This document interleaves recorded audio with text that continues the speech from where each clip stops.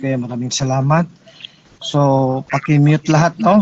Tulad ng dati, yung usapan natin, pag mag-start na tayo, paki-mute lahat para yung mga, kasi minsan may mga ingay-ingay makapasok, para hindi makapasok. So, ako lang ang magsasalita muna pagkatapos ng topic. I will tell you, you can unmute. So, maraming salamat sa lahat sa pagdalo ninyo dito sa Bible study natin. At muli, good evening sa lahat. Magandang gabi. Sana ang Diyos ay magbibigay sa atin ng liwanag, no? Na ating maintindihan ang kanyang mga salita na itinuturo sa atin sa pamagitan ng kanyang simbahan na itinatag ng ating Panginoon Kristo. So ang topic natin is sa English pa, the three-in-one God whom we serve, no? Ang banal na sangtatlo na ating sinasamba, no? That we serve and worship. Kaya sa Old Testament, wala talagang hayag na pagpaalam ang Diyos na siya ay banal na sangtatlo. Walang full revelation in the Old Testament from Genesis to the Malakay and to the Deuterocanonical books sa Old Testament na hayag talaga na Trinitarian ang pagpapakilala ng Diyos sa kanyang sarili na meron talagang person of the Father, person of the Son, person of the Holy Spirit, and these three are one. Walang ganyan, no? Pero sa New Testament, si Kristo na ang nagpahayag niyan. Napakaliwanag na masyado. Kaya yan ang sinampalatayan ng iglesia na tinatag ni Kristo ng unang mga Kristiyano. Yan na talaga ang tunay na Diyos na dapat sambahin at kilalanin. Ngayon, siguro kung magtatanong tayo, bakit ang mga Hudyo, Brother Alvin, hindi pinaalam ng Diyos? Di ba pili sila ng mga tao ng Diyos? They are the holy people of God in the Old Testament. Bakit sa New Testament? Simple lang, no? Kalooban talaga yan ng Diyos. Kasi we should not underestimate the wisdom of God, no? Kasi kung magtatanong tayo, bakit hindi pinaalam mo Diyos doon nung sa lumang panahon pa, kauna-unahan pa? Kahit kay Adan at kay Eva, pinaalam mo na sana para malaman na Trinity ka hanggang sa pagbalik ni Kristo in the last times. These are questions na parang questions of doubts, no? Na medyo alanganin at alinlangan tayo sa karunungan ng Diyos. There are things that is already in the power of God, no? Deuteronomy chapter 29 verse 29, sabi dyan sa Old Testament.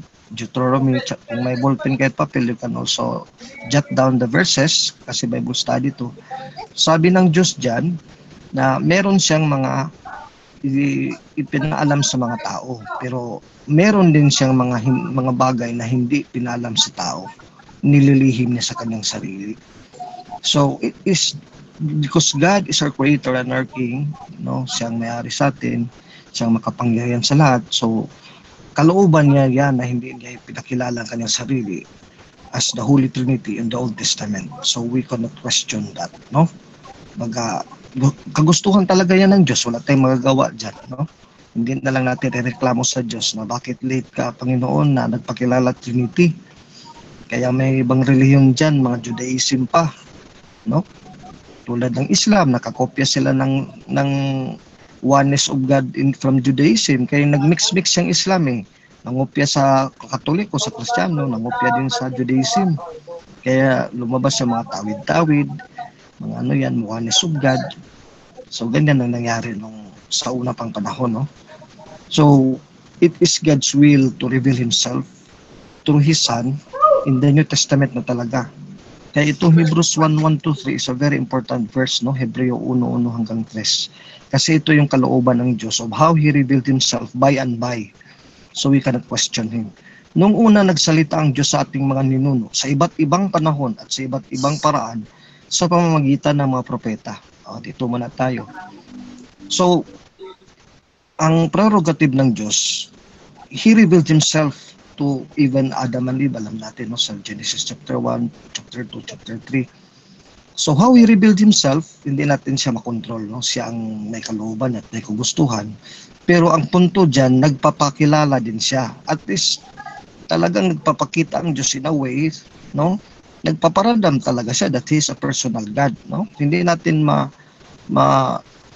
Kung panahon pa tayo ni Moses, mas maganda nga, sabi nga ng ibang mga theologian, ang sarap naman ng buhay nila Moses noon, nakikita nila ang Diyos na, na nakikipag-usap sa kanila ng harap-harapan, like Numbers 12:6, no? Numeros 12:6 na si Moses nakipag-usap sa Diyos ng harap-harapan para lang magkaibigan. Tayo ngayon, hindi na tayo makapag-usap sa Diyos ng harap-harapan, tulad tayo ngayon, nag-uusap tayo. So, ganyan ang nangyari. No? God reveals Himself in different ways, in different times, in different places, iba-iba na paraan. So, we cannot question yung pagkakaiba-iba ng paraan ng pagpahayag ng Diyos ukol sa kanyang sarili. Ngunit ngayon, ito na ngayon, sa panahon na natin dito tayo nabilong, no? Sa New Testament, hindi sa Old. Siya ay nagsalita sa atin sa pamamagitan ng kanyang anak. Sa pamamagitan ng anak ay nilikha ng Diyos ang sansinukob at siya ang tinalaga ng magmamayari ng lahat ng bagay. Question, paano yan, Brad Alvin? Di ba si Kristo ang anak, bumalik na sa langit? So parang nagsisinungaling ang Diyos na ang anak makipag-usap sa atin ng harap-harapan. Yung last previous natin na Bible study, nalaman natin na ang iglesia ay tinatag na ni Matthew 16:18-19, yun yung binigyan niya ng kapangyarihan magturo sa mga aral niya. Parang nakipag-usap ang anak sa pamamagitan ng iglesia, ng Simbahang Katoliko, kasi ito ang kanyang katawan, no? Colossus 1:18, marami pang talata. So ibig sabihin, pag nagdasalita ang ating magisterium, yun talaga ang salita mismo galing sa anak, ano? Yan ang pamamaraan ng anak. Now, in a personal way, Jesus Christ could also reveal Himself to us. Pwede rin in dreams, magbibigay siya ng mga, tulad din ng dati, no? Sa Hebrews 1:1, pwede din siya magbibigay ng mga signs in your life. So every one of us cannot deny that God speaks to us not only through the church, magisterium, not only through the means of the church, through the sacraments, lahat ng mga gawain ng simbahan, diyan nagsasalita ang Diyos na anak, si Kristo sa atin, ang ating Panginoon, kundi maging sa personal life din natin. Halimbawa, if we pray something to Jesus, Lord, bigyan mo naman ako ng trabaho. So kung napakinggan ka ni Jesus, binigyan ka ng magandang trabaho, it means Jesus personally talked with you during that time when you pray. So personally, lahat tayo, we have that privilege, no? Walang isa sa atin dito can deny. To deny that Jesus personally talks to us in many ways in our life is to deny the existence of God Himself. And that is having doubts. Ibig sabihin, pinagdudahan mo and you sin against faith, no? That which is not of faith, Romans 14:23, Roma 14:23, is sin. So dapat full faith talaga tayo sa mga salita dito na narinig natin sa Biblia, kasi salita to ng Iglesia, pinasulat to dito sa Biblia, salita to ni Kristo directly. Luke 10:16, whoever hears you, listens to you, listens and hears me. And whoever does not listen to you, does not hear you, does not also listen to me, and does not listen to the Father who sent me, no? Luke chapter 10:16. Now, ang tinuro ng simbahan, kahit dito sa New Testament, dito talaga ang source natin, no? Na Trinity, kasi yung mga church fathers actually became prominent mga 3rd century na, no? Pero during that time of the apostles, yung tinatawag nating post-apostolic fathers, mga 2nd to 3rd centuries. Pero yung 1st century, we rely on the apostolic tradition. Tapos actually, yung mga unang sinulat dito na mga sulat tulad ni San Pablo, 1 Thessalonians and 2 Thessalonians, ito ang mga earliest writings of the scriptures. And then later, mga Gospels, Matthew, Mark, Luke, and John. Dito talaga ang prime sources natin why we believe in the Trinity. Actually, during the times on the post-apostolic fathers, tapos mga church fathers na nagdedebate ukol sa Trinity, ang Muslim pinagbatayan nila Biblia eh.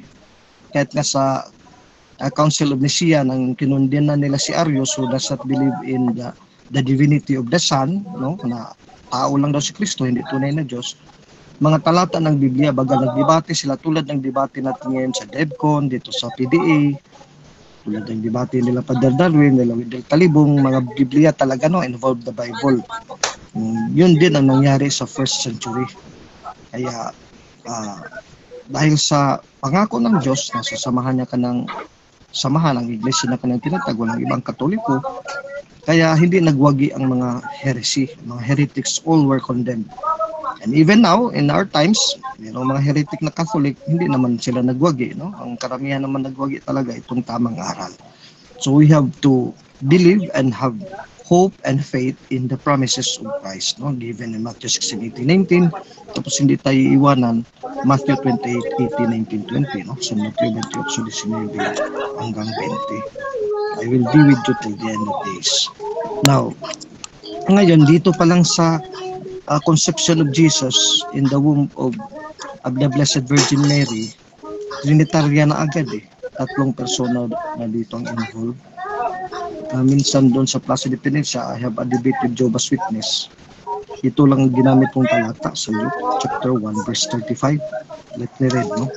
Lucas 1:35, kasi involved dito sa conception of Jesus Christ ang tatlong persona, Father, Son, Holy Spirit. Lucas 1:35. Sabi dito, tanong ni Santa Maria, paano mangyayari ito gayong ako'y dalaga? Sumagot ang anghel, si Gabriel. Bababa sa iyo ang Espiritu Santo. Ayan, pinaalam na may Holy Spirit. At liman ka ng kapangyarihan ng kataas-taasan. Ayan, the Most High God. The power of the Most High God shall overshadow you.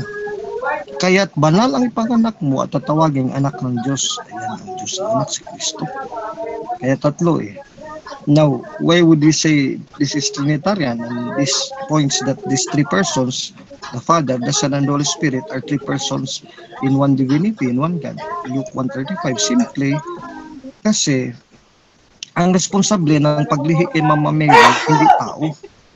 Miraculous to hindi ito magawa ng tao. Walang scientifico na magaling na gagawa, no, ng tao mula lang sa babae na walang lalaki. Walang seed of man, no? Mahirap yan gagawin. Hindi yan talaga magagawa ng tao kahit kaano pagkaroon ng tao hanggang sa pagbalik ng Panginoon Kristo. Ibig sabihin, this is a work of God, the conception by the Holy Spirit of God the Son in the womb of Mary. So who is involved here? Which God alone can do, not even the angel can do. No? Angels cannot do this. Si Lucifer cannot do this. So, the incarnation is only possible by the Holy Trinity. Sinong involved dito? Isang Diyos lang to na involved. Pero sinong tatlong persona pinakita dito sa isang Diyos na gumagawa dito sa sa conception ng Jesus? Tatlo lang, Holy Spirit. Tapos God the Father, kapangyarihan ng kataas-taasan, tapos ang anak, no? Tatawaging anak ng Diyos. So, dito pa lang, no? Dito ka simple. Kaya itong Bible study natin, actually, ito ang mga kaisipan ng Church Fathers na nag-define ng Holy Trinity sa Council of Nicaea and following councils, general councils of the Church. Kasi, the way I explain it to you with this verse alone, isang talata pa lang to, hindi pa tayo nagdami, pero ang dami-dami talaga halos every chapter of the Bible is Trinitarian. Pero we lack the time, no?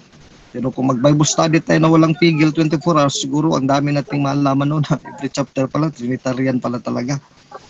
It's overwhelming talaga, no? Imagine, let us just go back to the first century.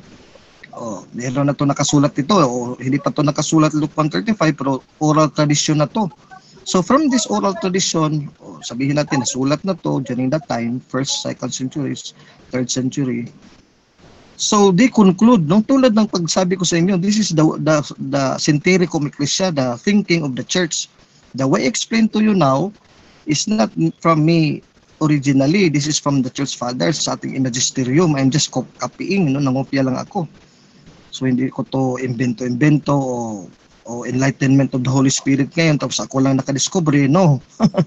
This is already from the 1st centuries. Kaya itong Bible study natin parang panahon din tayo ni Kristo. Kasi ang aral ng Diyos, mga kapatid ko, mga Katoliko, it's not bounded by time. So ano yung iniisip natin yan na nalaman natin o sa Trinity? Actually, yun din ang nalalaman ng 1st century Christians. Tulad ng reflection nila sa Luke 1:35, nagkaisa ang magisterium, no, mga obispo, na sa paglilihi ng Antikristyo, tatlong persona nang involved. Ang gawaing paglilihi na ito kasi walang lalaki na involved, ang Diyos lang makagawa nito.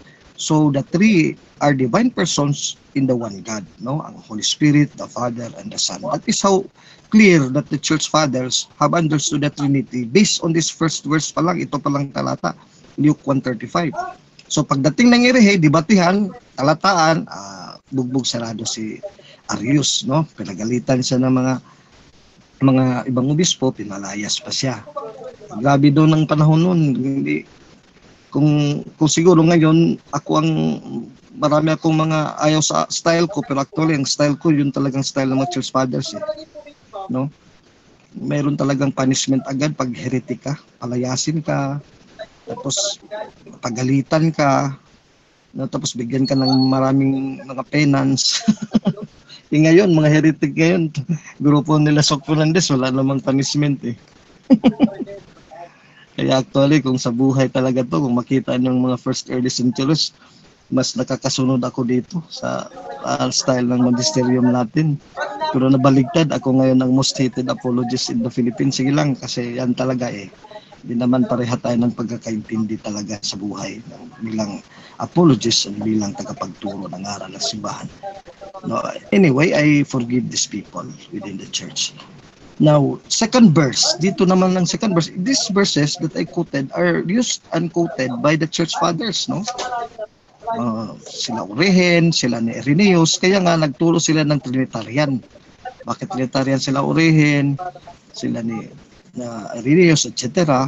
Kasi itong mga talata nila na reflect nila, nasunod lang din nila by apostolic tradition at sa Biblia mula sa mga apostoles at sa mga first Christians in Acts chapter 2. So, basahin natin. Matthew 3:15-16. Maliwanag dito. Trinitarian talaga. Sabi ni Jesus, hayaan mo itong mangyari ngayon, sabi na kay Juan Bautista, sapagkat ito ang nararapat nating gawin upang matupad ang kalooban ng Diyos. At pumayag si Juan sa 16-17.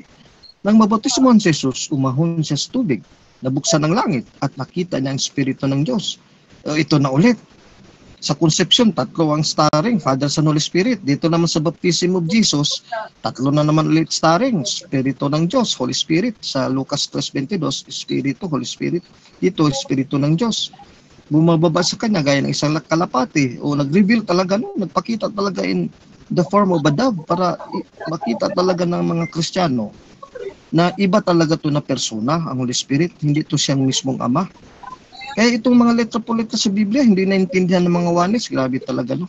Natatawa ko kasi nainisip ko, kung panahon to sa mga apostol, mapalagalitan talaga itong mga wanis. Itong mga Iglesia ni Cristo, na si Cristo lang ang Diyos. Nakakatawa kung alam mo talaga ang isip ng simbahan mo lang noon.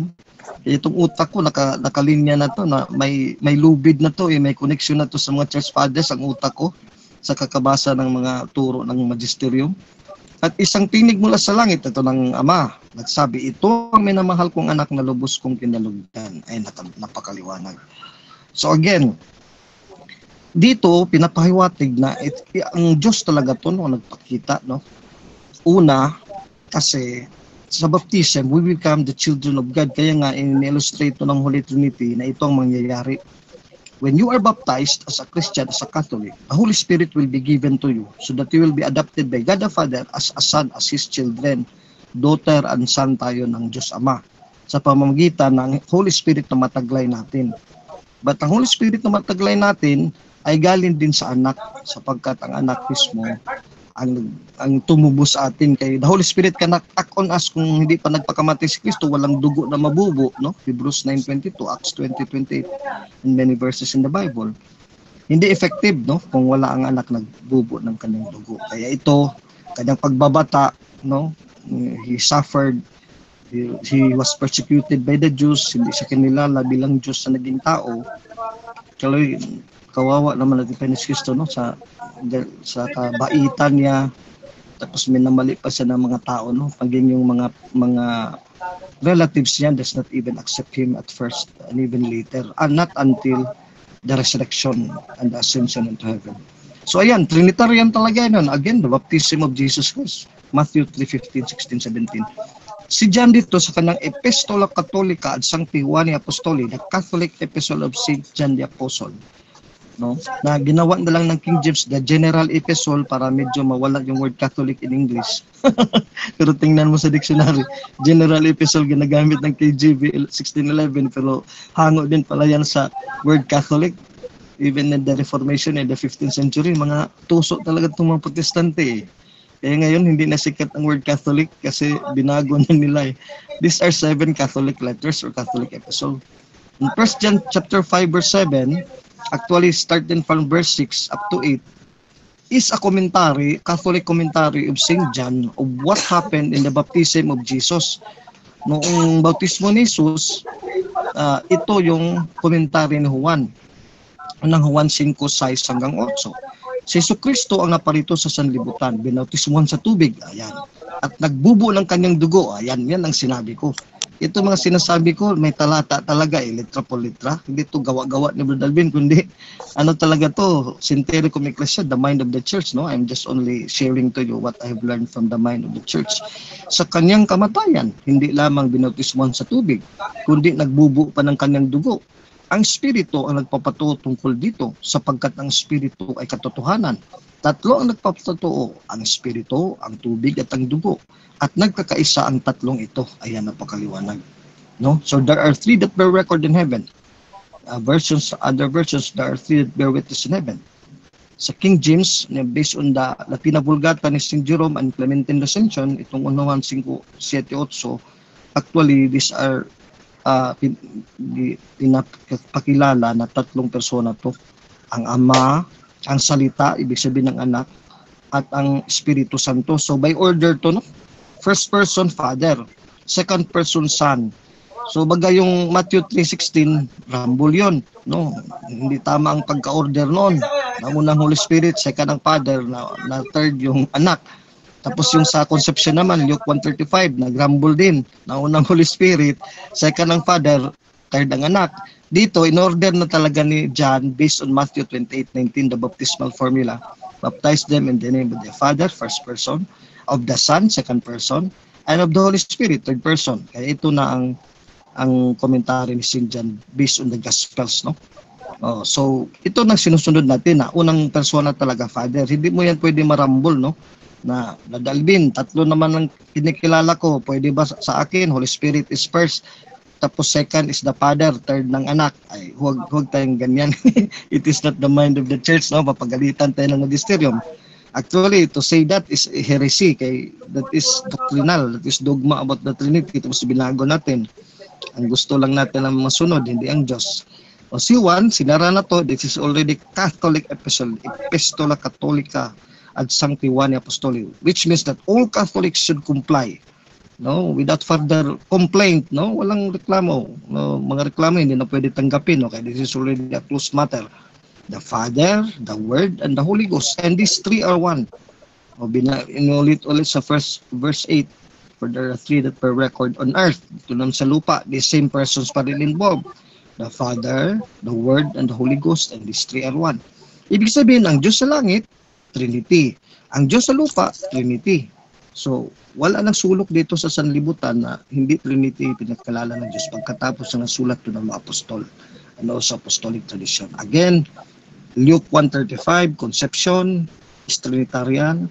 Baptism of our Lord Jesus Christ, Matthew 3:16-17, and other verses in the Synoptic Gospels is Trinitarian.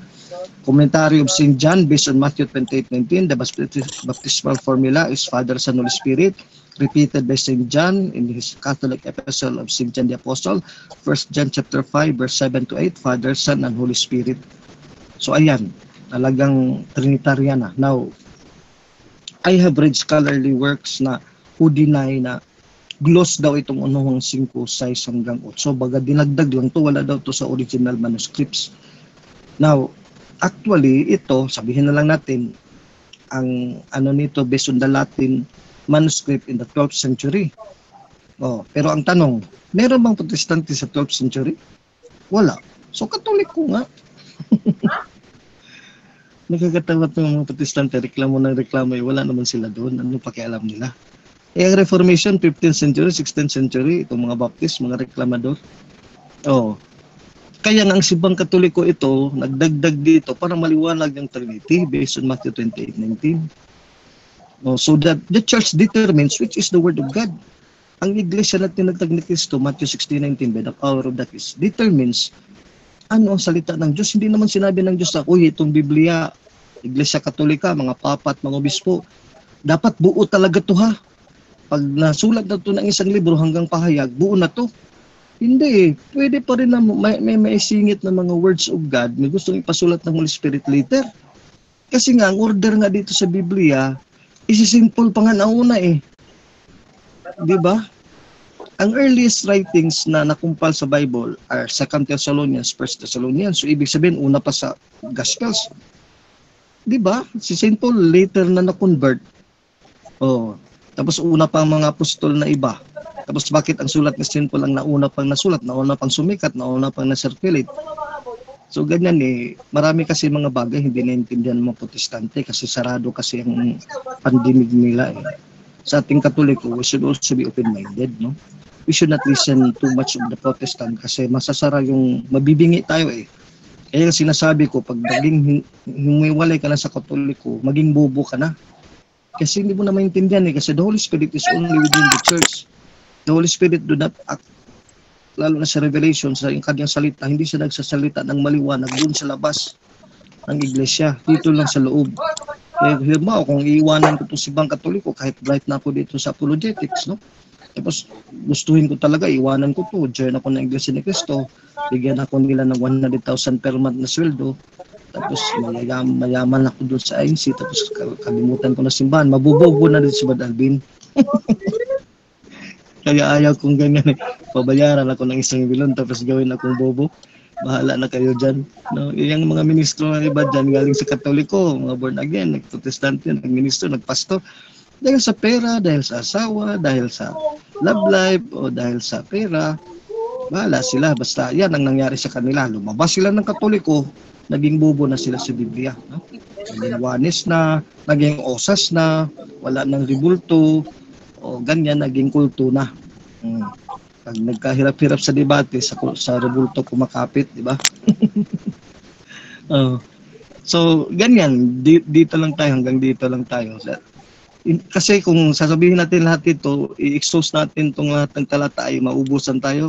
Kulang pa 24 hours to talk about the Holy Trinity in every chapter of the Bible, from Matthew, sa New Testament to Revelation. Kaya tama lang yun, no? That is enough. No? Yung sa conception, sa baptism, and then sa commission in Matthew 28:19-20, and then sa commentary, na Catholic commentary ni St. John. Actually, may kasabihan tayo, once is enough for a wise man. Kaya kung matatalino tayo, kaya nga nabubobo ng Protestante kasi yung mga Juanes, dadumihan mo ng talata sa Trinity, walang maintindihan eh.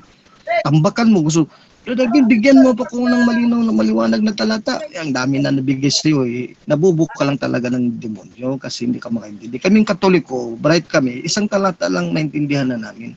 Yung 135 kanina, napakaliwanag, naintindihan agad natin.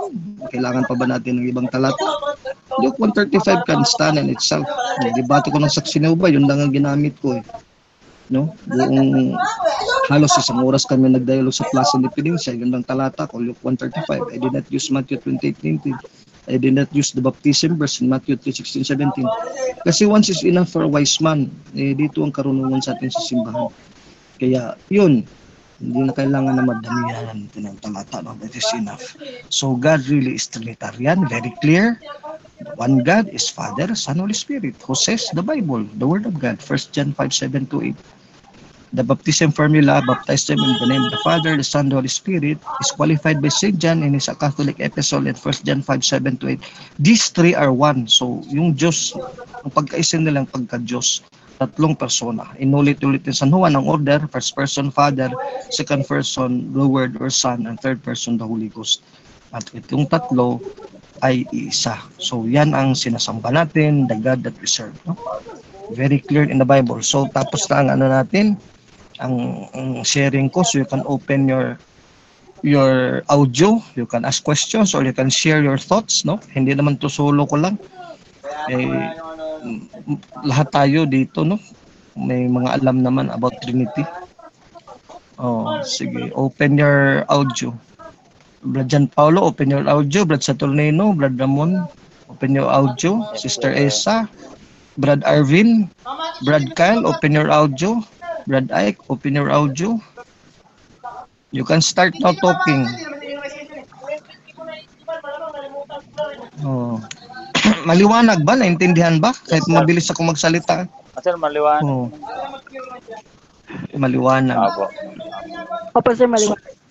So every time we read the CCC, always think na nandoon ka sa panahon ni Kristo at ng mga apostol. Ganyan ako mag-study. I feel joy, no? Ay, maligaya ako magbabasa ng Biblia kasi iniisip ko, nasa palibot ko mga apostol, nagtatawanan sila. Grabe ba David, nakakaliwanag ng Brad Alvin, no? Letra po letra Brad Alvin, di ba? Sabi ko naman, yes, St. Peter, letra po letra talaga. Ang sarap, napakaliwanag. Tapos natatawa ko dito sa mga INC kaya hindi maintindihan. Minsan natatawa ko, sarili ko lang. Natatawa talaga ako. I smile, I laugh. That is sort of a heavenly joy na you study the Bible with heaven, with the saints, with the angels. Madali mo maintindihan eh. You appreciate. You talk to them, you talk to yourself, you praise God. Lord, salamat Lord, napakaliwanag talaga Lord, 3 persona. Salamat Lord Jesus na isang talata lang, Luke 1:35, kaya kung bugbugin mga lahat ng reliyon na ayaw kumikalala sa Holy Trinity kasi kahit ito lang talata ang buong Bible, I can defend the Trinity. Minsan din nakakaiyak din kasi you will feel really the power of God na ito talagang simbahan ng tunay. Kaya we are indestructible, isang talata, they cannot destroy. Oh, sige, magsalita naman kayo dyan, huwag lang ako palagi. Brad Paulo, baka may i-share ka dyan, Brad Ike. Sir, yung share ko lang yung ano kasi, yung sa Amplified Bible, nag-aalangan ako doon. Kasi di ba Protestant Bible yung Amplified Bible, nandun yung Trinity. Hindi ko gaano ginagamit yan. Pero kung gusto nila ng letra por letra talaga, nandun, kasi Revelation 7:9. Revelation 7. Pwede naman yan yung yung 1 John 5:7 na kaagad, diretso na kaagad. Kasi yung Trinity galing yan sa Trinitas doon kay Tertullian eh. Kasi 'di ba yung time ng Greek, Hebrew at Latin. Iyan talaga yung dialogue na ginagamit ng mga early Christians. Church fathers tama. Wala namang English doon. Walang Tagalog. So yung Trinitas galing yun dun yung sa 3R1, yung kasi galing yan sa tres unitas eh. Doon yan na-derive tres unitas, naging Trinitas. Yung tres unitas, nandun yan sa 1 John 5:7, letra por letra na yun. Yes. Ginamit lang ni Tertullian yung Bible. Kasi, di ba, 2 Timothy 3:16, no? Magagamit natin yung ngayon, na-translate yan into Trinity kasi yung English language kasi na yan. Maraming ambag yung Latin diyan. Yes. Yung mga word from Latin na de-develop yan, diyan galing yung mga English term na ginagamit ng English ngayon. Kasi on ano pa yan na develop yung yung English word eh. Hindi pa siya may mga English pa. Baga, ang pinakamaraming naiambag diyan yung Latin talaga. Kaya kaya until now, Latin is still our universal language ng liturgy ng simbahan, no? Yes. Hindi yan mawala ang Latin. Kaya hindi na yan big deal kung wala yung English word na Trinity kasi yung Trinitas, doon naman yan galing sa Greek word na Latin word na tres unitas. Nandun yan tres is doon sa may Hebrew language sa 1 John 5:7. Kasi kung gagamitin yung Amplified Bible talaga, medyo manelegado ka dyan. Kasi may mali sino ba yung translator? Si Joyce Meyers ata yung translators niya eh. Protestante naman. Protestante. Alangan siya.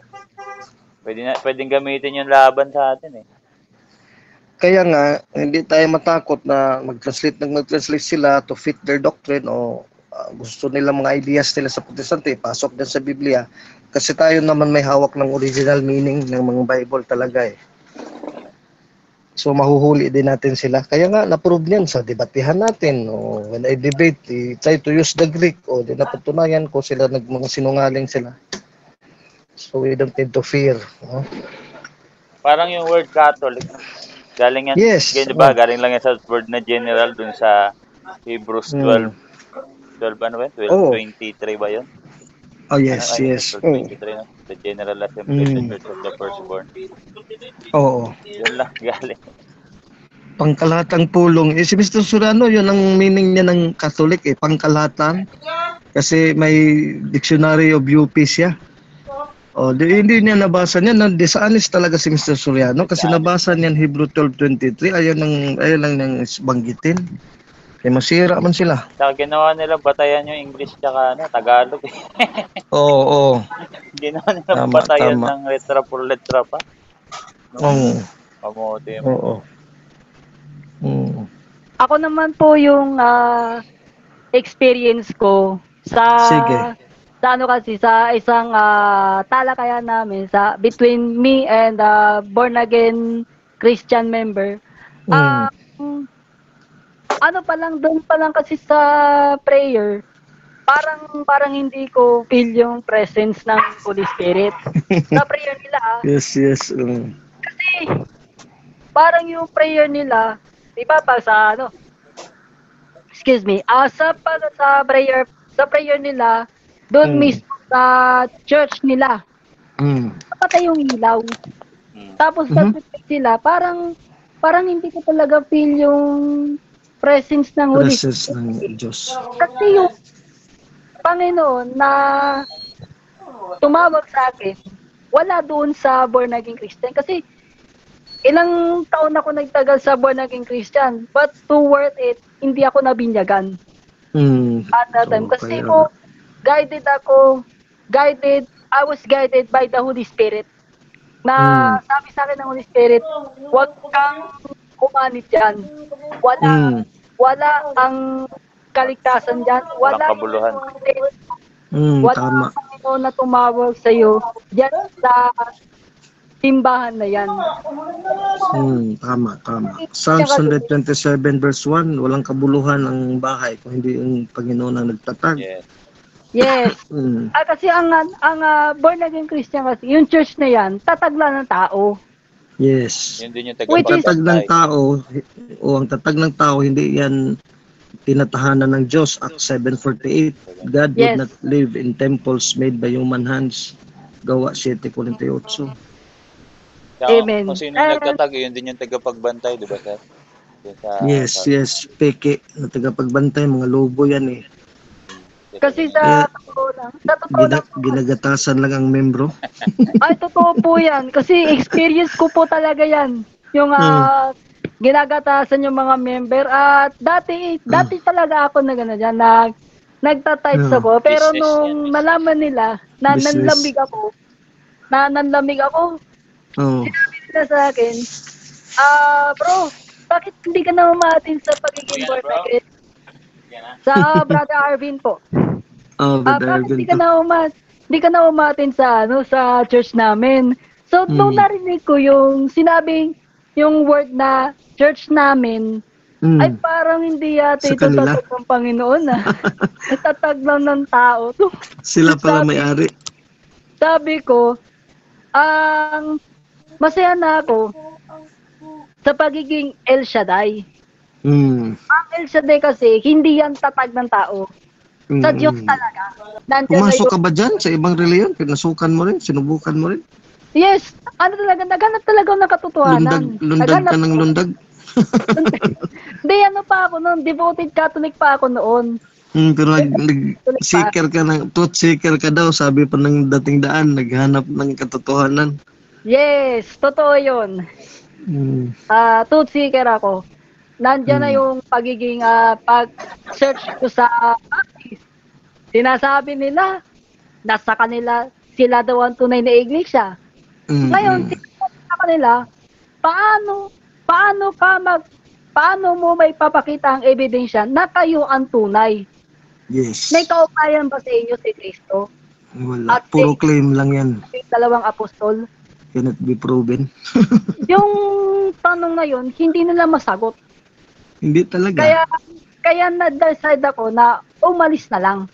Yes, so balik ka sa Catholic. Hindi pa ako bumalik sa Catholic at that time. So, siyempre, 2014, 2015, attend ako sa gawain ng El Shaddai. Siguro mga 2018, natigil na ako Sino nagdala sa'yo sa El Shaddai? Ay, yung kapitbahay ko po na El Shaddai din, si Sister Doris. Taga dito okay. po sa amin sa Manila. Naimbita ka. Very good. Yes. Way back in 2009, Mhm. Yeartis na unang attend ko sa gawain ng El Shaddai. I was 14 or 15 years old at that time. Ngayong taon na to, active ka pa rin. Sumasama ka pa rin sa ano nila, praise and worship. El Shaddai. Yes.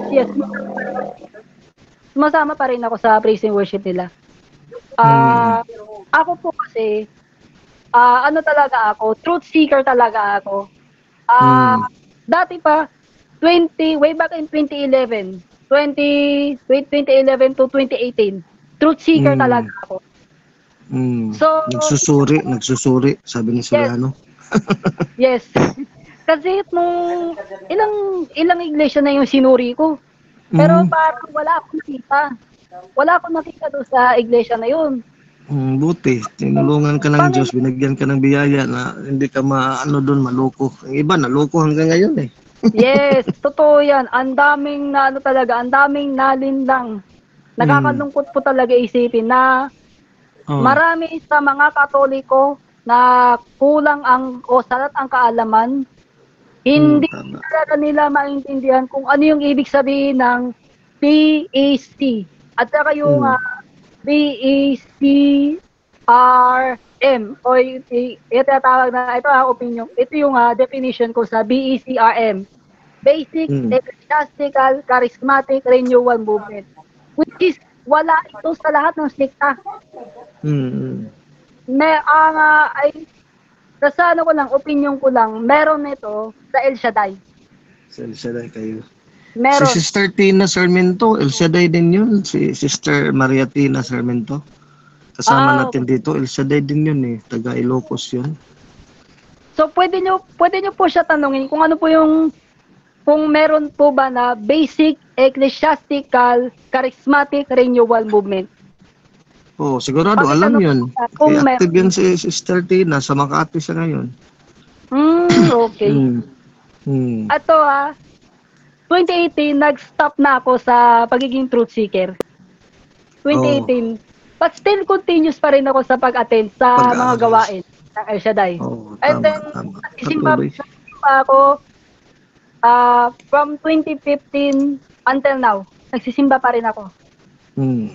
Natigil lang yung pagsisimba ko siguro 2020. From March 2020 to 2021 kasi ni-lockdown buong lahat ng simbahan halos dito sa Manila, ni-lockdown talaga eh. Okay.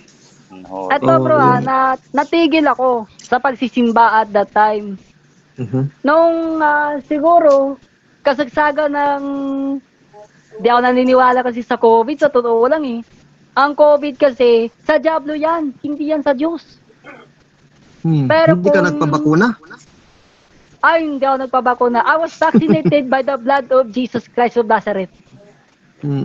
Yan talagang pinakabakuna ko. The blood of Jesus Christ of Nazareth. Hindi ako nagpabakuna sa gawa ng tao. Diyos ko po, ang dami nang namatay sa bakuna, sa totoo lang. May mga ilan pa na nakasurvive, pero karamihan sa mga vaccinated, yung mga wala sa Diyos, yan yung mga namamatay. Kawawa naman kami, Brad Alvin, mga vaccinated kami dito eh, pati si Pope Francis. Nagbabago na ako first. You are in the God's grace. Nagbabago na first dose lang. Second dose, di ko wala na akong time Ako kasi alam niyo kasi bro, may isa akong kapatiran na nabakunahan. First dose lang, umayaw na. Bakit? Nakita yung side effect. Kapag hindi kaya ng tao kasi yung katawan. Mahina ang naturalization niya. Kasi ganito yan eh. Pag mahina ang immune system pala, pag mahina pala ang immune system, huwag ka na magpabakuna. Ganun na lang. O lalong hihina. Ay sir, yung kasi nabanggit yan, yung sa COVID. Inaalala ko yung sir, medyo naguguluhan pa ako sa 4 month. Ano ba yun, sir, sa good side? Kasi 'di ba yung white horse, white horseman, yung Hmm. nakasakay sa puting babae, si Jesus Christ yun, 'di ba? Yung Hmm. yung rest na three, ano ba yun, for the good ba yun, sir? Favor ba yun sa Christianity or ano? Or pasakit yun? Or pagsubok? Ano ba yun, sir? O predicted na yun by Jesus Christ in Matthew 24 na meron talaga mga epidemics na darating, mga sakit. It is part of the chastisement of the world, no? Kung sabi pa ni Mama Mary sa Fatima, na the world is to be chastised by God the Father. She cannot hold anymore the hand of God the Father kasi alam niyo naman ang immoralidad sa panahon natin ngayon, mga bata pa, TikTok, nakahubad na. May alam niyo ba, may nakita ako So we also deserve it. May ibig nakita sabihin, ako sir, ano siya, applicable kahit sa loob ng ano, Yes, punishment yan sa atin lahat. Kaya nadadama yung matutuwid eh. Pag ang Diyos nagpunish, damay talagang matuwid. Tulad ng baha, panahon ni Noe. Damay sila Noe. Kahit naligtas sila, nadamay pa rin sila. Mantakin mo, gagawa ka ng daong. Eh, mahihirapan ka niyan. 100 years? Grabe. So, imagine. Ako sa totoo lang, bro, Ako sa totoo lang. Kahit nasabihin natin na ligtas na tayo dito sa mundo, pag tayo tinamaan ng pagsubok at problema, manalangin tayo. Pero sir, number one. Manalangin. Diba ano, ito yung mga ano, like ng 'di ba merong yung tatlong set ng hierarchy ng angel. Ano ba yun, sir? Minsan nga, sir, topic natin na, sir, mga kakaiba ba? Kasi nahihirapan na ako diyan eh. Yung sinabi ni meron pang sinabi, tatlo lang ba yung ano, yung archangel natin? Or apat o yun pa lang yung nadidiscover? Pito ang archangel. Kasi may nagsabi na ano eh. Meron, hindi ko na lang banggitin kasi naka-record ko, sir. May nagsabi niyan, hindi sinama yung tatlo lang daw, apat. Kilala mo yun? Biblical, ang pinakilala sa Bible, apat. Si Michael, Archangel, Gabriel, Archangel, Raphael, Archangel, saka si Uriel, Archangel, in Isaiah, and in Revelation. Yung tatlo, sina Barakil, etc. Hindi na pag nakilala doon sa Bible, sa tradisyon na yun. Sa oral na yun, sir, no? Labas sa Bible. Pero kaya ano yun? Meron tayong tradisyon, meron tayong Biblia kasi may mga tao dyan, mga anghel na nasulat sa Biblia, mayroon namang hindi nasulat. Eh, Protestante, hindi sila tumatagap sa hindi nasulat, so hindi makumpleto yung 7 na nandyan sa Biblia. 4 lang sa kanila, anong pangalan ng 3? Pero ano yun, sir, no? Official na yun, sir, dogma na yun. Yung 7. Oo, may nobinaryo na tayo dyan eh. Pag may nobinaryo, part of the liturgy of the church, may nobena na pinatanggap sa buong Katoliko, ibig sabihin, it's already a settled, ano? The law of praise is the law of faith, no? Kung ano yung... hindi na tayo magkamali dyan, no? Sa ano, sir, ito pa, kasi di ba merong hierarchy yan. Yung archangel ba, ano ba yan? Iyan na ba yung pinakamataas na hierarchy ng mga angels? O may mas mataas pa dyan? Actually, ang ano lang niyan, hierarchy talaga, they also merge with each other. Baga kung sa atin pa, pwede ka rin katekista, pwede ka rin minister, pwede ka CFD. So si Archangel Michael is also a cherubim. Although he's an archangel, he's also a cherubim. Pero merong mga anghel na talagang cherubim lang sila. Merong mga anghel na angel lang sila na ordinary. Pero yung mga malalaking anghel na they have also other... These archangels, kaya tinawag archangels because every dominion, every 9 types of angel, they have that power. The power of the dominions, they have. The power of the powers, they have. Ganyan yan. Kaya naging arch sila, meaning they are the leader of all the 9 types of angels. Ano sila, leader talaga sila ng lahat-lahatan na? Ng pangkalahatan na 7 sila. Yun. Nahirapan ako dyan kasi hindi ko malaman kung being yan o ano pala yan, office pala yan. Hindi lang isang klase sila, kundi they are the leaders, the arch, meaning arche, meaning the head, the chief. Yung pala yun. Yun. Si Lucifer is a cherubim eh. Cherubim And actually, as a cherubim, he is the head, the chief of the seraphim and the cherubim and the archangel. Kaya yung 7 under pa niya yun. Lucifer. Ano siya, no? Mas mataas pa siya sa 7. So anong lahat ng kapangyarihan ng 9 types of angel? Kaya makapangyarihan talaga yung Satanas, hindi mo yan ma-underestimate. Kaya nga tayo, talong-talo tayo niyan eh. Grabe, no? Pero inano siya ni Michael, no?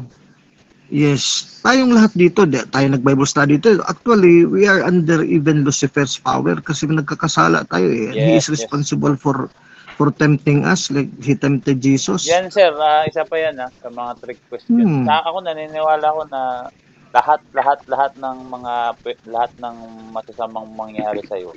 Pwede mo yan isisi kay Satan, 'di ba? Oo, kasi habang buhay pa yan, maninira talaga eh. Tawag yan sa kanya, maninira eh. Yung sa Revelation, Destroyer. Yung sa Revelation 12, yung sa pinakadulo, yung mga binhi. Saan ba refer yun, sir, yung mga binhi? Di ba yun, sa akin kasi parang sa natitirang habang buhay ka pa, nalalabi ka pang binhi kasi kaya ka pang itukso ni Satan kasi buhay ka pa, nasa lupa ka pa. Di ba yun, sir? Yung meaning may iba pa siyang application. Pwede din yan ma-apply in specific way yung sinasabi mo, pero generally yung commentary talaga yan ng simbahan ng magisterium, it refers to the church and every generation. Kahit pinipersecute tayo ng kalaban ni Satanas, ng mga kalaban ng simbahan, no matter sino, mga komunista, etc., pero the church still survive. Nabuhay ka pa, sir, no? Kumbaga, nakatungtong ka pa dito. Kasi pagka namatay ka, nag-graduate ka na, hindi ka na maano ni Satan. Hindi nakakasama dyan. Hindi ka nakasama. So yung mga nalalabi, yan yung buhay pa. Kunyari tayo, buhay pa tayo. Tsaka yung mga tatay. Yes, the living church. Naiwan dito. Yun kaya nga remnant kasi na-remain tayo dito sa lupa. Hindi pa tayo napunta ng langit, hindi pa tayo naligtas. Doon sa langit, usas na tayo doon. Nandito si Bad Kyle. Baka may tanong si Bad Kyle ba dyan, Paulo? Bad Kyle? Ay, oo nga, dyan si bro. Bro Kyle, good evening. Okay, para ma-confirm natin, ma-strengthen namin yung faith mo. Bro. Para maano ka namin. Kasi, like... Wala naman akong tanong. Naabutan mo kanina yung talk ko kanina, yung sharing ko, naabutan mo. Maaga ba pumasok? Maaga siya pumasok. Very good. Ano mo lang, bro? Kasi ang INC is that believing the Trinity. Kawawa naman mga INC. Ano mo lang, bro. Hindi ka naman namin pipilitin ba, bro? Pero ano ba? Pagpulay-pulayan mo ba? No? Ang Trinity ng INC, si Felix Manalo, ang anak niya si sino yung second? Tapos si Eduardo Manalo, yun ang Trinity nila. Hindi kasi ang ginagawa ng protestante, nagpapa-under sila sa Bible. Ang problema, hindi naman sila ma-under ng Bible kasi aklat yun eh. Interpretation pa rin nila yung na-under sila ng interpretation ng mga leaders nila. Kasi iba-iba naman sila ng sarili na interpretasyon ng mga founders. Feeling claim lang nila na under sila ng Bible. Claim lang, pero walang concrete evidence. Wala eh. To make it short, bumabatay sila sa sola. 5 solas. Delikado. Tama. 5 solas. Ito grace alone. God alone. Puro alone yan. Puro alone. Scripture alone or yung iba kasi nangyayari naman sa ibang CFD, halos hindi naman na nagbasa ng Bible. Parang puro history reference na yung ginagamit nila, no? Ay, totoo yan. Napansin ko lang. I-priority talagang Bible, tapos yan ang catechism, CCC, Kasi yun naman yung gusto nilang laban, di ba, sir? Ibigay natin, no? Biblical talagang laban sa protestante at katoliko. Pag mahina ka sa Bible, ano talaga? Kasi ito sa totoo lang. Yung iba kasi, ibang CFD, wala na. Puro masa na lang sa history. May konti din silang talata, pero hindi exhaustive. Kaso nahirapan sila. Tatalatahan sila. Mahirapan sila. Dapat i-balance nila yan, no? Kasi meron din yan mahalungkat na mga history na mislead nila, misquote. no? Madadali sila diyan eh. Like may napanood ako niyan eh, gumamit siya ng history. Pinapatan siya ngayon. Eh hindi niya alam yung aklat na yun. Siyempre on the spot yan eh, debate yan eh. Yun, wala na. Maipit ka doon, madilema ka. Kasi yun na lang naman yung bala niya. Eh binalahan din siya. Kung sa Biblia, mas safer tayo. Kung if you know the Bible, mas safer ka dito ka do battle within the Bible, no? Mas safer. May ano naman eh. Kasi limited by the word of God. Meron naman yan sa CCC. Pag tinek mo sa baba, may mga Bible verse yan. Magagamit mo niya. Bro, yes. Totoo lang. Choppy ka, Brad Arvin? Putol-putol yung words mo. Hinihintay ko na hamukin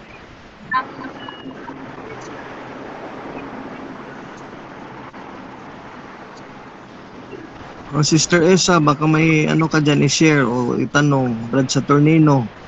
Choppy si Bro Arvin eh. Isa! Ito, gusto ko talaga na mag-aral as a CFP. Sir, i-ano natin, may suggestion pala ako.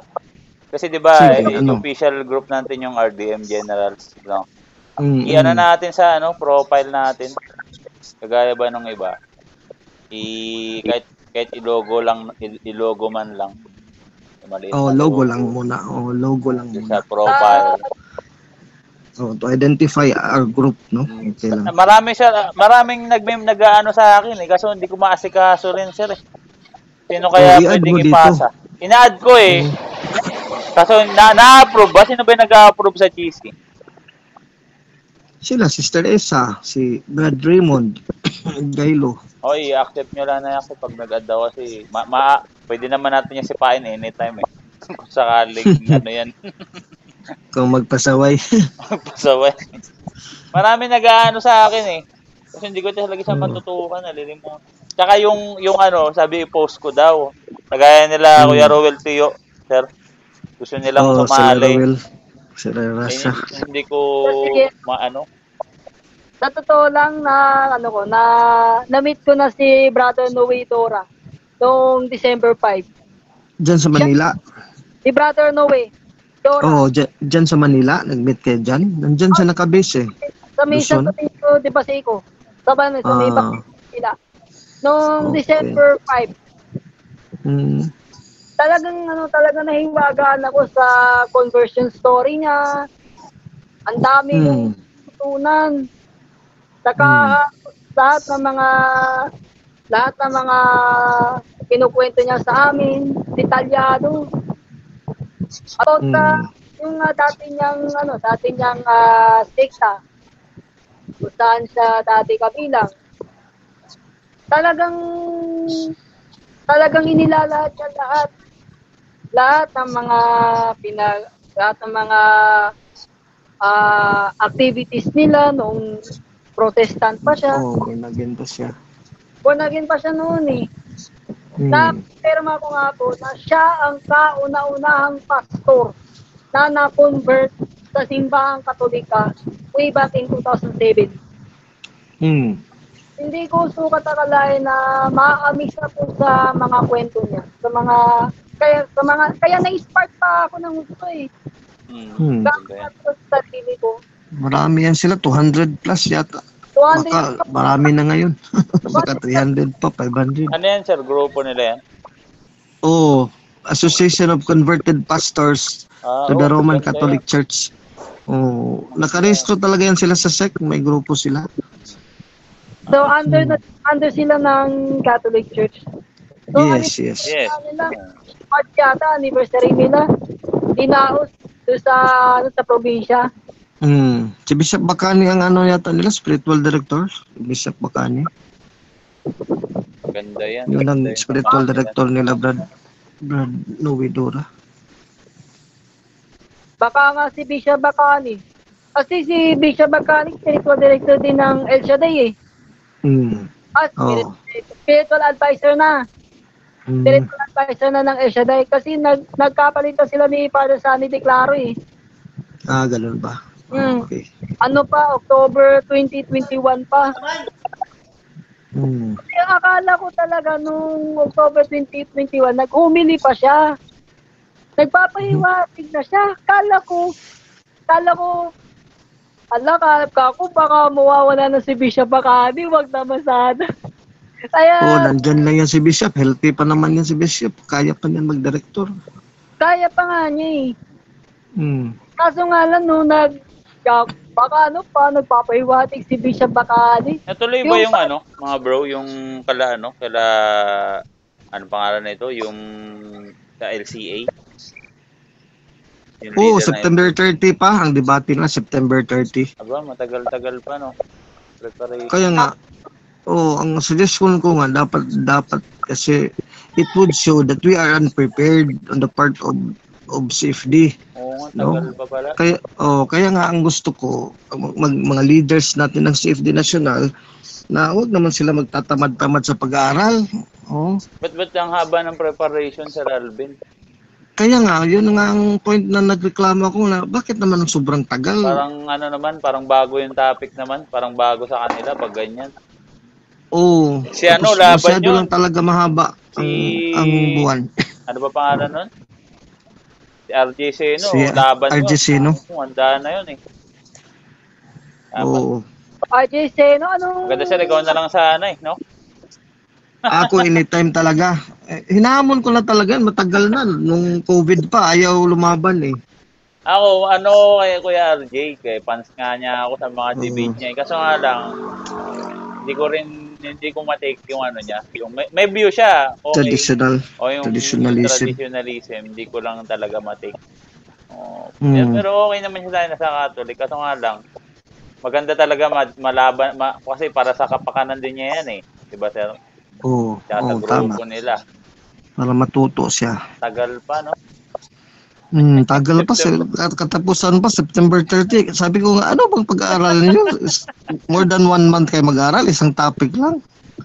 More than 1 month, no? Kung more than 1 month yan, bro, dapat 2 topic. Kaya nga, tagal. Isang topic lang eh. Tapos 1 month, more than 1 month. Sobrang master niya na nila yan. No? Dapat 2 weeks lang. 2 to 3 weeks lang dapat. Yes. Yun ang suggestion ko. Wala tayong magawa eh. Silang, niyan. Nag-agree na sila. Gusto lang nila manigurado na lahat ng referensya meron sila. Lahat ng mga available resources, mapag-aralan nila. Mahusay din si Bro RJ, no? Sir, mahusay din. Tuso yan si RJ kasi pag magdebate, pansinin mo sa style ng debate niya, pag siya nagtanong sa cross-examine, hindi ka pa nakatapos ng sagot, i-declare ka agad mag-object na palasyos yung sagot mo. Pag siya naman ang tinatanong, ganun din. Hindi ka pa natapos magtanong sa tanong mo, i-declare na niya sa moderator, mag-object, palasyos yung tanong mo.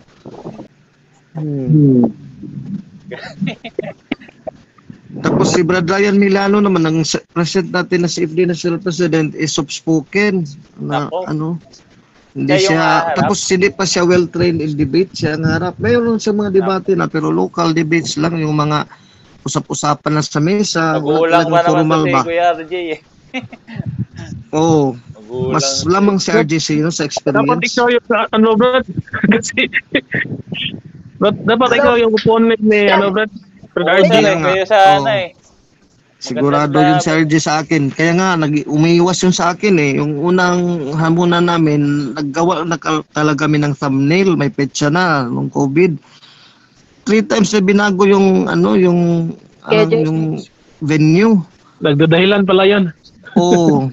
First na venue, doon pa yun sa San Pedro, na katedral, sa Magsaysay Park. Yun talagang gusto ko. Doon talaga ang mga debatihan. Tapos nang malapit ng araw, na-postpone kasi hindi na daw pwede doon. May siyang dahilan, maraming rason daw sa gobyerno, gagamitin daw sa araw na yun. So postpone naman kami. Doon naman nilipat sa Agdao Market, wet market sa Agdao. Bantakin mo, magdidebate ka, wet market. Parang kung sa Cebu pa, carbon. Kung sa Manila pa, doon saan ba niyang wet market dyan sa Quiapo? Walang ganun. Sa Divisoria. Ngayon na-postpone na naman, second time yun. Third time ulit, malapit na talaga, mga 3 days na lang. Nilipat niya sa beach resort. Maliwanag talaga umiiwas. Parang ginagago lang tayo ba?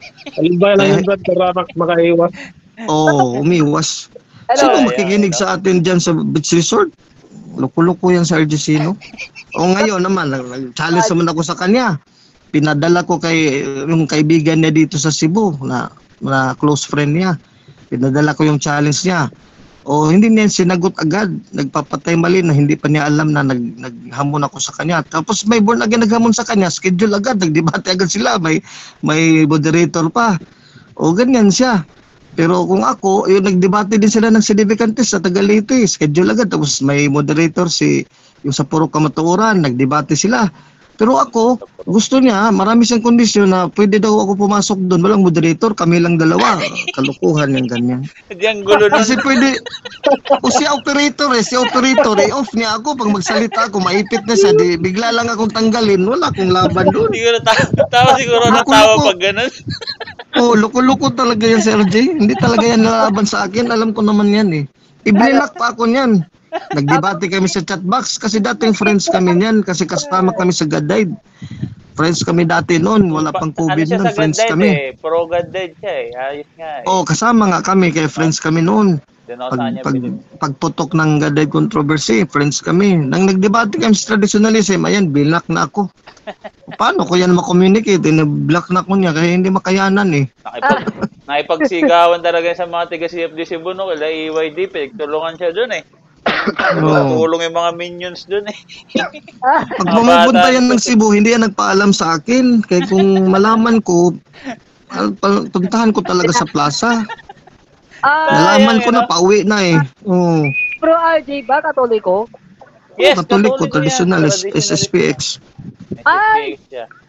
SSPX. Excommunicated yung SSPX na yan Excommunicated yan Yan. May challenge ko sa kanya, patunayan ko na Freemason si Lefebvre, yung founder nila. Fake yan sila. Malaking yan, sir, no? Malaking dagok talaga sa kanila, kasiraan. Hindi na nila sinasagot niya ng SSPX, mga leaders doon sa Europe and Amerika. Matagal na yan na objection sa kanila ng ibang Katoliko. Hindi nila sinasagot. Patay mali sila, nagulat mga nga leaders yan, sila. nasa live nyo, binanggit nyo yan. Sabi ko lang, ganun para itong SSPX. Malakas ang batayan yan. Mason yung nag-ordain kay Lefebvre. Tapos si Lefebvre, sabi niya sa mga Mason, leaders ng missionary all over Europe, kung gagawin siya, tulungan sa maging Santo Papa sa Roma, gagawin din yung mga presidente at mga hari o mga leader ng Freemason para masira talagang Katoliko. Grabe yan. Mason talaga yan si Lefebvre. Kaya pala inatake ng simbahang Katolika ang Freemason. Yes. Using traditionalist, modernist, Protestantism, Muslim, lahat yan. Gawain lang yung mga Mason yan. Kasi ang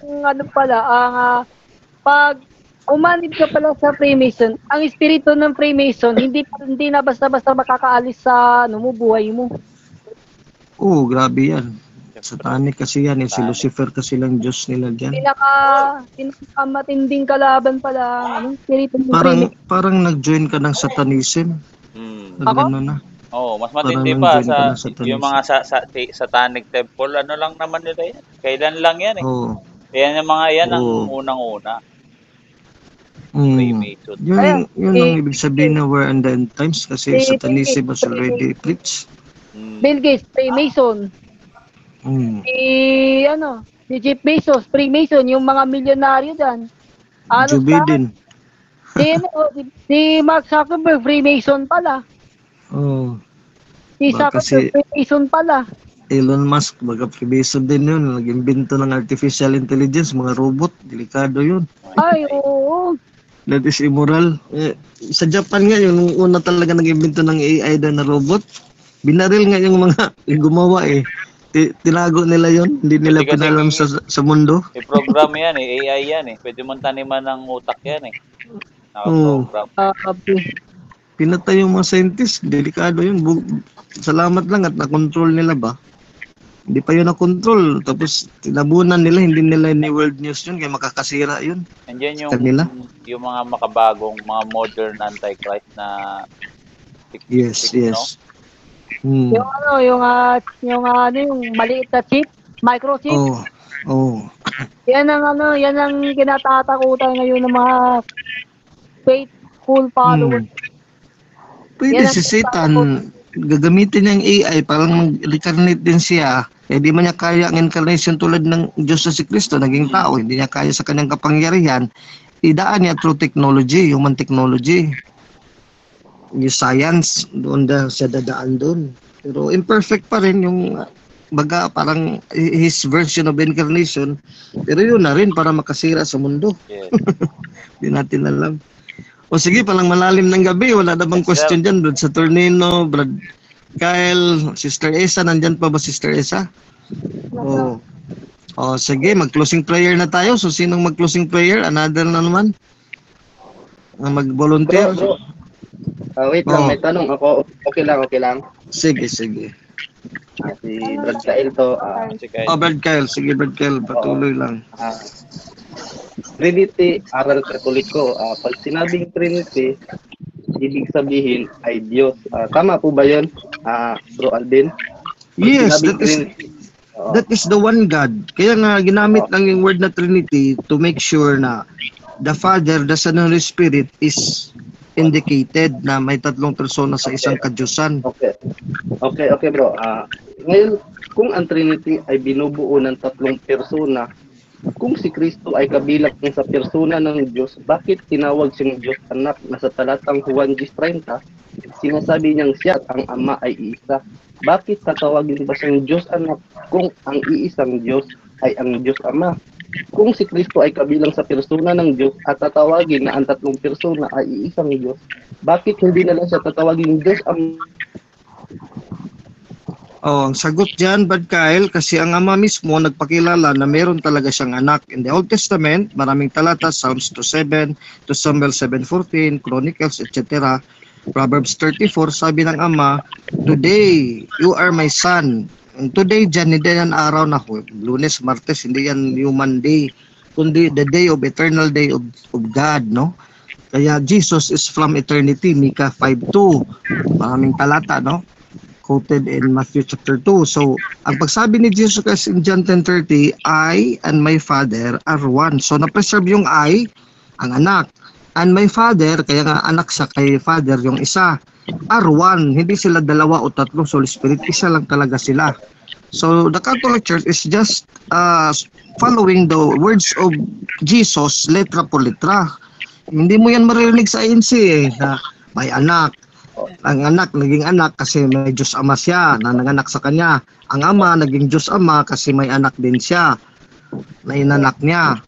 Yun ang hirap sa ANC, kaya mga MCJ at ibang reliyon, kasi hindi nila talaga siniseryoso yung every letter, every word of the verse.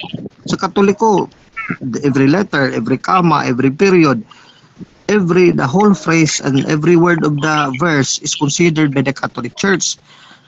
For example, in John 17:3, na makilala kanila, refers to the Father, sabi ni Kristo, na bugtong Diyos, pero sa unahan yan, kasama sa talata, this is eternal life.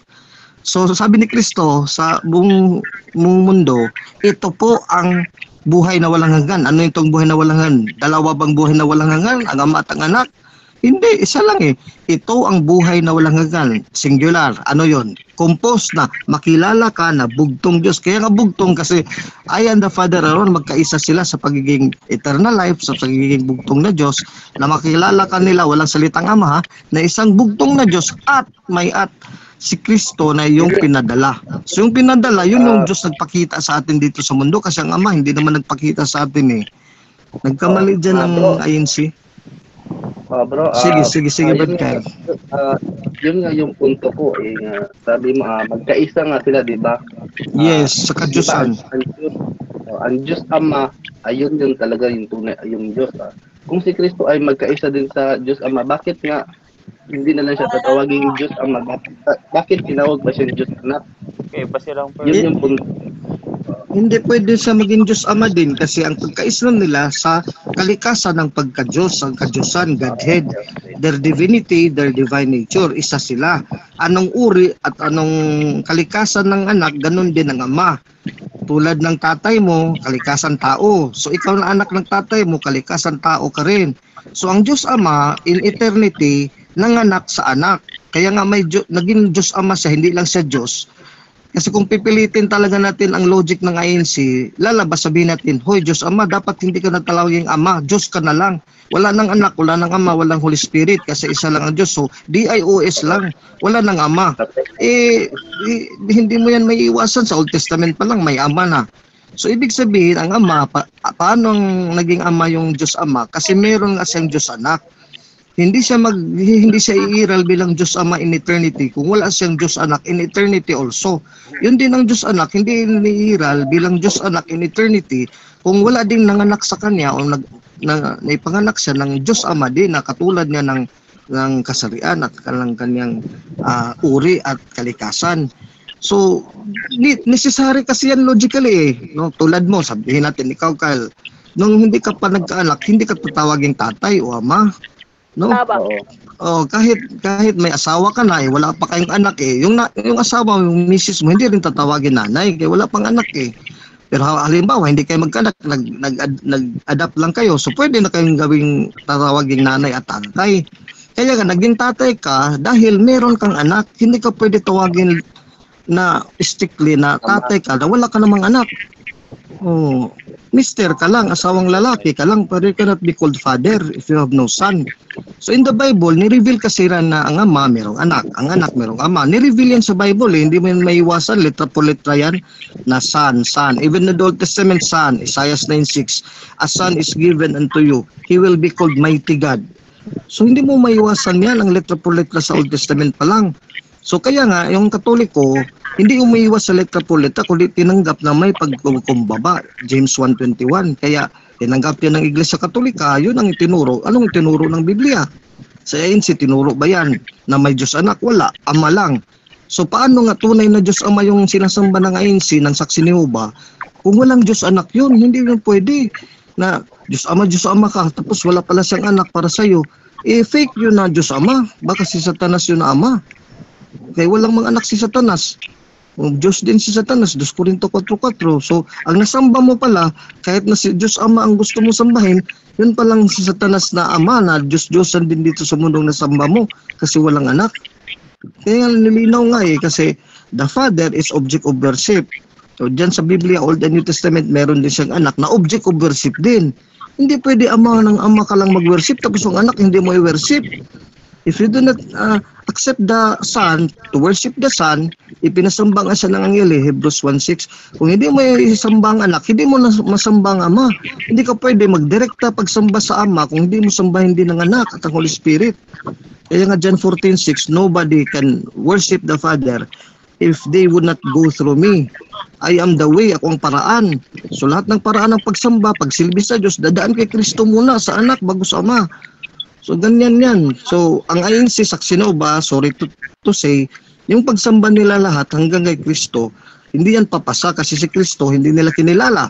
Ang kanilang pagsamba at ang kanilang panalangin dadaan kay Kristo. So ibabasura yan ni Kristo lahat kasi hindi naman sa kinilala pero dadaan yan sa kanya. Umiiyak ka pa, Ama. Dadaan yan kay Kristo. Itong mga ama-ama ng mga INC, dadaan to sa akin, ibabasura ko to kasi hindi ako kasama dito Hindi naman to para sa tatay ko kasi hindi naman ako kasama dito na paging tatay ng tatay ko na ako ay anak niya. So kawawa talaga ngayon siya. Ang resulta niyan, 1914 sila natatag. Si Manalo ba na-deklara ba na santo ngayon ng kanyang kaluluwa sa langit? Wala So dyan lang tayo, magdududa na tayo. Walang naghimala si Felix Manalo. Baka santo si Felix Manalo, Brother Alvin. Sige, try natin. Manalangin tayo na isama natin pangalan ni Felix Manalo. Wala namang milagro si Felix Manalo. Wala nga milagro nung buhay pa, di lalo patay na. Sa Katoliko, iba Sa Biblia, pag sumamba ka sa tunay na Diyos, makapangyarihan ka tulad ng Diyos. Bibigyan ka ng kapangyarihan tulad ni Eliseo. Sa 2 Hari 13:20-21, namatay siya. Pero na malapat yung patay na din, na Hudyo, nalapat dun sa mga buto niya sa kanyang libingan, nabuhay na maguli. So ibig sabihin niya si Propeta Eliseo, ang kaluluwa nandun na yung sa langit, kasama kaisa na ng Diyos kasi makapangyarihan na. Kahit yung patay na katawan niya, nagmimilagro. Isa protestante, wala ka makitang milagro kahit isa eh. Kasi walang santo eh. Yan lang mahirap. Ano bang gusto natin? Kaligtasan. Anong ibig sabihin ng kaligtasan? Maging santo tayo sa langit. Makapangyarihan tayo tulad ng Diyos. Makatulong tayo sa tao dito, sa ating pamilya, kung nandun na tayo sa langit. O sa protestante, wala. Hindi makatulong. Patay ka na, sa badista ka, ANC, nandun lang yung katawan mo at kaluluwa sa libingan. Mag-aantay ka ng Day of Judgment, na resurrection. Kaya ano niyan, mga demonic doctrines yan eh. Dahil sa kadiliman ba, wala kang klaro na kinabukasan sa Diyos, wala eh. Sa Katoliko lang dito, maliwanag talaga eh. Dito lang ka talaga maliligayahan sa kaliwanagan ng simbahang Katoliko. Diyan eh, walang sigurado eh. Napakalabo, napakadilim. Kaya nga kadiliman eh. Diliman, di ba? Kadiliman. Yes. Dagdag ko lang po naalala ko po yung sinabi ni Brother about sa itsura ng tao na namatay talaga. Eto, sabi niya, sabi ni Brother Noe, nung nasilip daw siya, yung dahil na namatay, nakasimango. Protestante daw yung dahil niya. Protestante. Nakasimangot pag namatay. Sabi ko, Diyos ko, ano, kawawa pa. Sa ating Katoliko, may incorruptibles eh. Si Saint Padre Pio o Petrosina. O di ba incorruptible? Si Blessed Carlo Acutis, incorruptible. Yes. So ibig sabihin ng incorruptible, pagka balik ni Kristo dito to judge the living and the dead, madali lang yan tukawin sila kasi hindi naman nabubulok eh. Didilat ng mata niyan. Silang mauna magdilat ng mata. Eh tayo, bubuuhin pa tayo kasi naging abo na tayo eh. Totoo yan. Yan ang mga elder brothers natin. Grabe talaga ang pagkasanto, pagkabanal, kaya incorruptible na sa kabanalan. Meron bang ganyan sa protestante? Wala. Si Felix Manalo nabulok. Si Rano Manalo nabulok. Yung libingan pala ni Felix Manalo, nakalibing pala sa Katolikong simenteryo. Sa Agunoy, Bulacan. Nakikilibing ha? Nakikilibing kasi hindi naman talaga si Katoliko, nakalibing lang. Sa Katoliko talaga nakalibing si Felix Manalo. Buti siya, napalibing pa siya sa Katoliko. Kahit nga yung mga founder namin iba-iba din ang protestante. Para Sir Alvin, diba yun nga, kaya ang argumento nga ng Trinitarian, kaya nga God the Father kasi mayroong God the Son. Yun nga yung tinututulan ng ng mga Islamic depende kasi ng Muslim. Yung ayaw nilang tawaging Diyos Ama yung kanilang God eh. Allah lang o Diyos lang talaga. Allah lang, Diyos lang pero, talaga. Pero sir, magaling kayo sa Quran, 'di ba? Mayroon ba kayong niyan? May argument ba kayo na Ama rin niya si Allah? Trinity? Yes. Surah 19:19 to 20. Sabi ni Angel Jibril kay Mama Mary na Allah bids me to give you a gift of a son.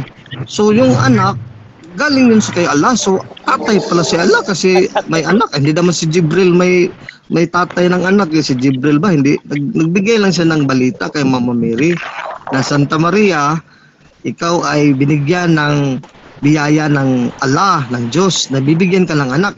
Wala ding tatay yun eh. Tulad din dito sa Bible, wala namang tatay. Si Joseph, hindi naman talaga natural father ni Jesus. Ganyan din sa Quran, wala ding natural father si Jesus. Si Mama Mary lang ang nanay niya. So, ibig sabihin ng Allah yung tatay niya. So, yung anak na si Isa Almasi, anak talaga ni Allah. Kaya nasa nubala eh. Pwede mo siya nag-challenge yan, no? Na amar rin si Allah, no? Kasi ayaw nila yan eh. Rin, another topic yan. Another topic din yan. Yan din kasi yung paninipala ng Islam. Ayaw nila excuse me bro, pwede akong sige bro. I-correct lang niya ako.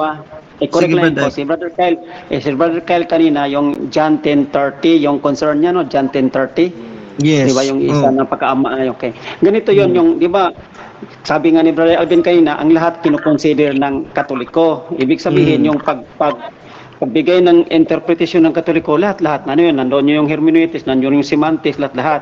Ngayon, kung titingnan natin yung ang sa Katoliko kasing mentality, palaging panatalihin yung persona at yung oneness, yung substance, nature, yung pagkapariho ng pagka-Diyos ng Ama at ng Anak. Okay. Yes. So, pero ang persona, magkakaiba. So, kung magsabi tayong persona, tatlo iyan o dalawa iyan kung anong banggitin, kung tatlo mas lang persona o dalawang persona sa depende sa talata. So, ibig sabihin, persona, distinction talaga yan palagi. Pero kahit man na-distinguish sila, kasi pagkaiba talaga yan, ibig sabihin, ang persona hindi tao hindi ito pinag-usapan ng tao. Ang lahat ng persona pwedeng maano sa tao, pero hindi lahat na tao ay no? So ibig sabihin hindi talaga maging Diyos. So nasa larangan tayo ng Diyos na persona. So ibig sabihin, itong persona to, distinction lang ito. Ibig sabihin, magpakaiba talaga sila. At yung oneness nila, yun doon sa sinabing substance. So nanatiling one God, iba-ibang persona. Kung wala tayong mentality na Katoliko, ay talagang isang persona lang. Yung sinasabi isang persona, God the Father, isang persona, pariho lang sila, ay di isang persona lang yun. Yes, hindi yun sa Pentecostal tayo. Hindi yan sa Katoliko. Yung tatlong persona o dalawang persona, depende sa talata, ang pag-usapan, manatili yung distinction. At yung oneness, yung pinaka-Diyos talaga niya, ay kasi magkapantay sila Lahat ng, kahit na magkakaiba sila, magkapantay talaga sila. Ganun lang yan. Tama. Okay. Sige po. Thank you po. Magkapantay yung tatlo. Actually, pwede natin debatihan ng INC. Hinamon pa man dati sila na patunayan ko na yung tatlong persona sa Holy Trinity are equal according to the Bible without references sa labas. Wala namang lumaban na INC. Sabi nila, marami daw imbento Katoliko. Tapos pag i-challenge natin sa tema na binabanatan nila, ayaw nilang lumaban. So ibig sabihin, may takot sila na malantad yung hindi nila alam. Matakot sila na mabisto sa buong mundo na meron talagang hindi nila alam sa Bible. So ayaw nilang tanggapin kasi naggawa na sila ng aral natapos na yung aral nila lahat, so hindi na yun pwedeng mabago. Kahit ano pa mo yun magbugbugin sila sa debate, gulpihin, hindi na yun babuguhin nilang aral nila kasi nakaset up na yung aral forever na yun, ganyan yan Kasi alam mo bro Alvin, yung Trinity at yung Corpus Christi o yung the body and blood of Jesus Christ, issue yan sa lahat ng sekta. Hindi nila matala-talaka yan. Yes, hindi nila matanggap yan Tanging Katoliko lang ang makakapagtalakay niyan. Yes, tayo lang tumanggap niyan. Tayo lang meron. Sabi pa ni Brad ay tayo nag-concretize sa salita ng Diyos. Maliban sa yan, hindi nila kayang i-accept yung concept ng Holy Trinity at Corpus Christi dahil yung mismong nanggaling sa founder ng Protestants na yan. Ibig sabihin na yung concept na ano yung concept na maaaring ibato nila sa mga members nila na dating Katoliko na nauto nila, yun din ang ibabato at sasabihin ng mga member na dating Katoliko na yung Trinity, invento lang yan ni Tertullian. Yung hindi namin tinatanggap yan, hindi namin kilala yan. Si Ama lang kilala namin. Hindi ganun yung nila hindi ganun yung mindset nila Kasi nung nasa Katoliko pa sila, nakapikit yung mata nila.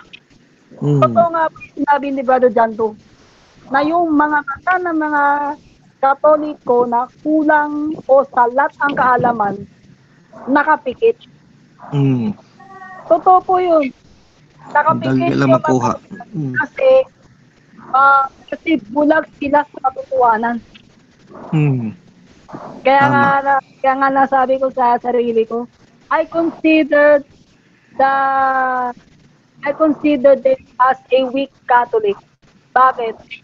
Kasi hindi nila inalam ang basic ecclesiastical community at basic ecclesiastical charismatic renewal movement. Hindi nila basta-basta na sila sabi, go, dito tayo sa kabila. Sabi, go, dito tayo sa kabila. O, dito tayo sa ganitong simbahan. pwede din natin nakita ang katotohanan. Ganito. Yung testimony nila na nabago daw sila, kesyo dati daw sila Katoliko na napariwara yung buhay nila, pero nung nasa born again or MPGI or DJO pa, nabago na yung buhay nila. Para sa akin, di ako naniniwala sa ganun. Kasi parang ganito lang yan eh, ang shift ng kasalanan na naturo sa kanila sa taas ganito. Nung Katoliko pa sila, yung tinatawag sins of the flesh na pwede pang mapatawad. Ngayong Protestante na sila, hindi na sins of the flesh, kundi sins of against the Holy Spirit na hindi mahirap na mapapatawad. Hindi lang nila alam. Hindi nila alam na sins of the Holy Spirit na pala sila. Heresy, apostasy, schism, mga sins of the Holy Spirit yan eh. Mga aral na ng Diyos, inaaway mo, yung Trinity, inaaway mo ng anak, ang Holy Spirit, hindi mo na kinilala bilang Diyos. Ang sins of the Holy Spirit, matindi na yan. No? Iba na ang bisyon nila. Dati naninigarilyo. Ngayon naman, ang hinihitit nila, yung heresy na ama lang ang Diyos, ang anak hindi nakilala ng Diyos. Araw-araw yung paghihitit nila eh. Yun ang mas mahirap, mas delikado yun, kay kaluluwa kasi na-involved dyan. Mas matindi Sabi ni Kristo, mas matindi. Sabi ni Kristo, lahat ng uri ng kasalanan sa tao, sa laman, mapapatawad pa yan eh. Kahit si Solomon nga, 1,000 asawa, mapapatawad yun ng Diyos. Madali lang yun. Napapaisip nga ako dyan, Solomon, Dok. Grabe yung kasalanan dami. Pero ang kasalanan sa Holy Spirit ay hindi na yan mapapatawad, sabi ni Kristo, maging sa sunod na buhay. Kaya yan ang gusto ni Satanas na ang kasalanan siluin nila tayo. Satanas eh. Kasalanan ng mga demonyo yan. Na-adapt sila, blasphemy. Doctrines talaga, yung heresy. Parang tinutuya nilang Diyos at mga aral ng Diyos, ang katotohanan ng Diyos. Binabaligtad nila, sinisira nila. Maninira yan sa Satanas, gusto niya siraan ng Diyos. Totoo yan. Grabe sa Satanas. So, malalim ng gabi, mag-11 na. So, rest muna tayo, no? Marami din akong gagawin dito. So, closing prayer tayo. Sinong mag-volunteer closing prayer? Ako na lang siguro, sir. Sige, Brother Paulo. Closing prayer tayo. Ayan. In the name of the Father, and the Son, and the Holy Father, Spirit. Son, the Holy Spirit. Amen. Amen. Our Father, who art in heaven, hallowed be thy name. Thy kingdom come. Thy will be done on earth as it is in heaven. Give us this day our daily bread. Forgive us our sins, as we forgive those who sin against us. Don't bring us to the test, but deliver us from evil. Amen. Hail Mary, full of grace, the Lord is with thee. Blessed art thou among women, and blessed is the fruit of thy womb, Jesus. Holy Mary, Mother of God, pray for us sinners, now and at our death. Amen. Glory be to the Father, and to the Son, and the Holy Spirit. As it was in the beginning, so never shall be, world without end. The Father, and to the Son, and the Holy And the Father, the Son, the Holy Spirit. Amen. Amen. Oh, sige, till next time na naman ha. Good night, God Spirit. bless. Night shall Alvin. God bless. Welcome. Maraming salamat. Maraming salamat. Oh, let's pray for each other. May tanong po ako. Buhay lang na. Kailan po ang susunod? Martes pa rin. Same time. Oh. Pero pag may Tuesday tanong kayo, kare under kayo nang nag-aaral kayo ngayon, i-ano nyo lang sa chat box. Chat box lang itanong. Oh. Tanong nyo lang. Oh. Sige po. Oh, sige. Tama. Okay, maraming salamat. Bye. Good night po. Good night.